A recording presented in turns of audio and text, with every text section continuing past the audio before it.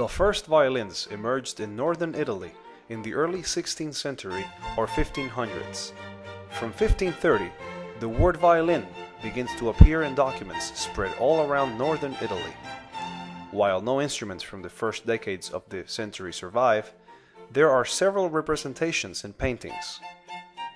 String instruments of approximately 300 years of age, especially those made by Stradivari and Guarneri, are the most sought-after instruments for both collectors and performers. In addition to the skill and reputation of the maker, an instrument's age can also influence both price and quality. A person who makes or repairs string instruments is called a luthier, or simply a violin or instrument maker. Some of the most famous luthiers lived between the early 16th and 18th centuries and included the Amati family of violin makers, the Guarneri family of violin makers, and Antonio Stradivari. The parts of a string instrument are usually made from different types of wood. Three types of wood that are the most common in violin making are spruce for the top, maple for the back and the scroll, and ebony for the fingerboard, pegs, and tailpiece. Typically, the top, or the instrument's soundboard, is made of quarter-sawn spruce, book-matched at a strongly glued joint down the center with two sound holes, or F-holes, from their resemblance to the stylized letter F, precisely placed between the C-bouts and the lower corners. The sound holes allow the box to breathe as it vibrates. A decorative inlaid set of three narrow wooden strips, called purfling, runs around the edge of the top, and it is said to give some resistance to cracks originating at the edge.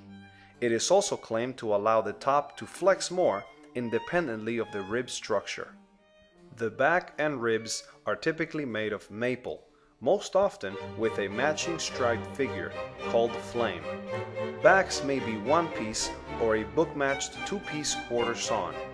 Backs are also purfled, but in their case, the purfling is less structurally important than for the top. Some fine old violins have scribed or painted rather than inlaid purfling on the back. The neck is usually maple, with a flame figure compatible with that of the back and ribs.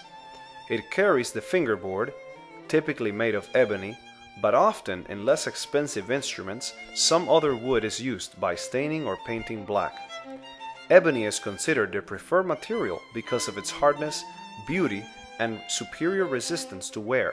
Some very old violins were made with maple fingerboards carrying a veneer of ebony.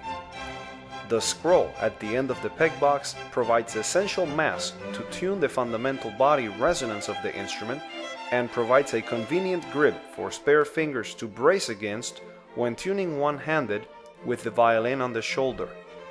Some scrolls are carved representations of animal or human heads instead of the classical spiral shape normally seen.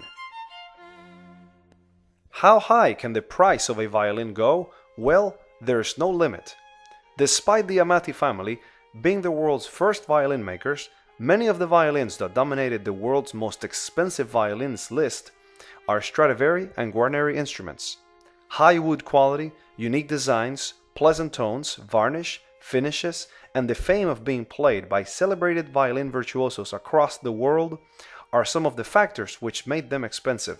Next are some of the most expensive violins in the world.